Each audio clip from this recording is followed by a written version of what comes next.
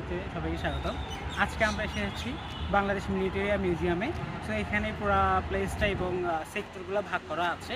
প্রত্যেকটা ফ্লোর সব কিছু আপনাদের সবাইকে এক্সপ্লোর করে দেখানোর চেষ্টা করব, সাথেই থাকুন।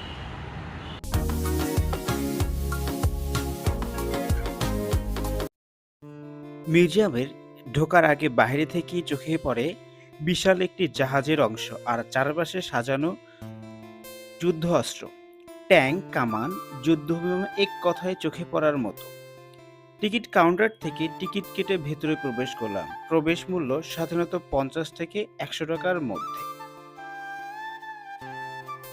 মিউজিয়ামের ভেতরে একাধিক গ্যালারি রয়েছে। প্রতিটি গ্যালারিতে বাংলাদেশের বিভিন্ন সময়ের সাময়িক ইতিহাস তুলে ধরা হয়েছে।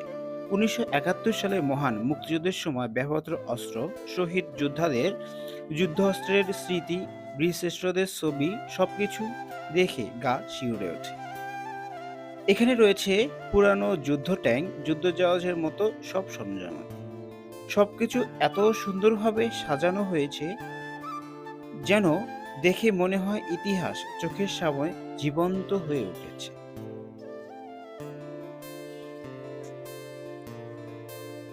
এই মিউজিয়ামটা শুধু ইতিহাস জানার জায়গা না, পরিবার, পরিজন, ছোট শিশুদের জন্য একটা দারুণ একটা শিক্ষা আর আনন্দের জায়গা। আমার আজকের বাংলাদেশ মিলিটারি মিউজিয়াম ভ্রমণ ছিল সত্যি দারুণ এক অভিজ্ঞতা। যারা এখনো আসেননি, অত্যন্ত একবার হলেও ঘুরে যাওয়ার উচিত। আমাদের দেশে গৌরব আর ইতিহাসের সংরক্ষণের এই চেষ্টাটা নিঃসন্দেহে প্রশংসনীয়।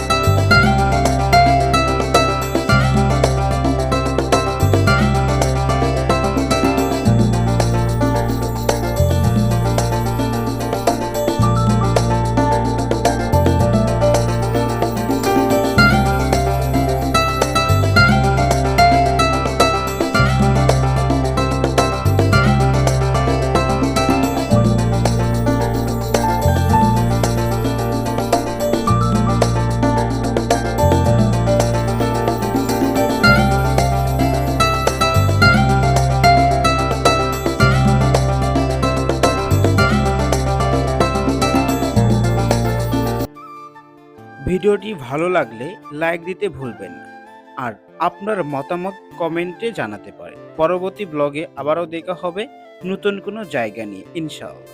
ততক্ষণ পর্যন্ত সবাই ভালো থাকুন, সুস্থ থাকুন। আল্লাহ হাফিজ।